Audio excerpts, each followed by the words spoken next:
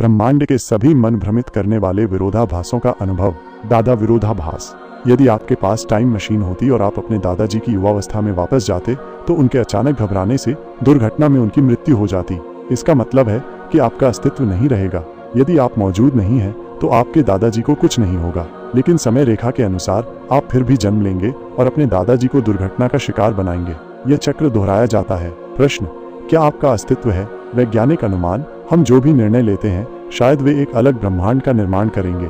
यदि आप अपने दादाजी के साथ दुर्घटना का कारण बनते हैं तो अन्य ब्रह्मांडों में जो भी परिवर्तन हुए इससे आपकी वर्तमान स्थिति पर कोई प्रभाव नहीं पड़ेगा। मान लीजिए कि ब्रह्मांड में एक सर्वशक्तिमान सृष्टिकर्ता ईश्वर है। क्या वो एक ऐसा हथौड़ा बना सकता है जिसे वो उठा नहीं सकता? यदि वो बना सकता है तो उसकी शक्ति सीमित है।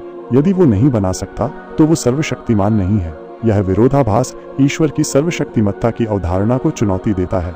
यह लोगों को सर्वशक्तिमान की परिभाषा पर पुनर्विचार करने के लिए प्रेरित करता है। एक अनंत कमरों वाले होटल में अनगिनत लोग रहते हैं। एक नया मेहमान आता है। हिलबर्ट, मालिक, मेहमानों को एक कमरा आगे ले जाने का आदेश देता है। अनंत लंबी बस आती है जिसमें अनगिनत मेहमान होते हैं। हिलबर्ट मूल ग्राहकों से अपनी कमरा संख्या को दोगुना करने के लिए कहता है। विषम संख्या वाले कमरे खाली किए जाते हैं। बस के सभी यात्री होटल में रुक सकते हैं। यह प्रक्रिया अंतहीन बसों के साथ दोहराई जाती है। हिलबर्ट बस और होटल के कमरों की क्रम संख्या का उपयोग करके सभी मेहमानों को समायोजित करता है। यह विरोधाभास अनंत की अवधारणा को दर्शाता है। थिसिस का जहाज।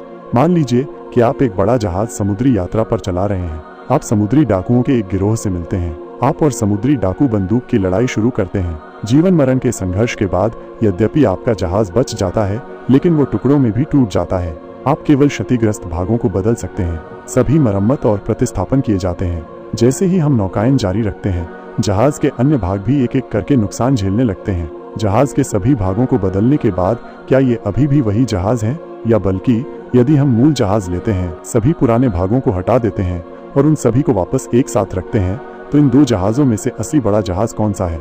यह वर्णन करता है कि परिवर्तनों की एक श्रृंखला के बाद उनकी पहचान भी कैसे बदल जाती है। उदाहरण के लिए मानव शरीर में हर मिनट 100 मिलियन कोशिकाएं मर जाती हैं। लगभग 7 वर्षों में हमारे शरीर की सभी कोशिकाएं नवीनीकृत हो जाएंगी। तो क्या हम अभी भी वही हैं जो पहले थे?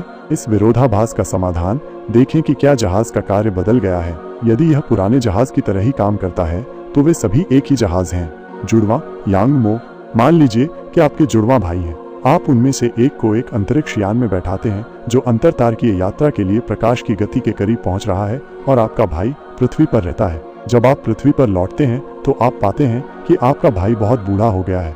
हमारी सामान्य समझ के अनुसार प्रत्येक व्यक्ति के लिए समय की गति समान होनी चाहिए। इसलिए विरोधाभास, आप दोनों में से कौन छोटा है? आइंस्टीन के सापेक्षता के सिद्धांत के अनुसार 4 आयामी अंतरिक्ष समय में किसी वस्तु की गति उसकी स्थिति और समय वेग के सदिश योग के बराबर होती है। अर्थात कोई वस्तु जितनी तेज गति से चलती है समय उतना ही धीरे धीरे बीतता है।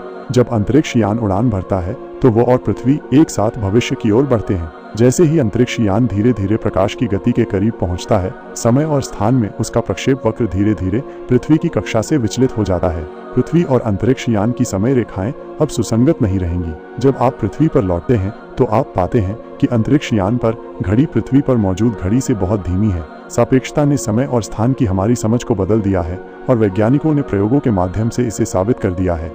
अत्यधिक उच्च गति और मजबूत गुरुत्वाकर्षण पर समय वास्तव में धीमा हो सकता है। घोल में मस्तिष्क।